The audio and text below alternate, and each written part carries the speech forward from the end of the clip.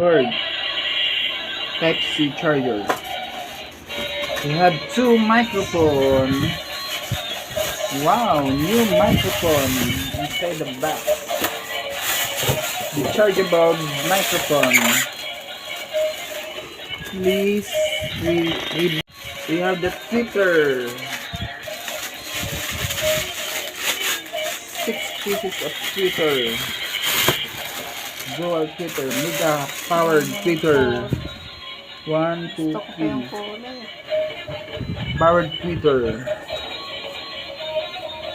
And then the color is light blue, my favorite color of my nieces. Look. Wow. Let's find out. This is the manual. There are the remote and the cords here inside. Excuse me. May cord.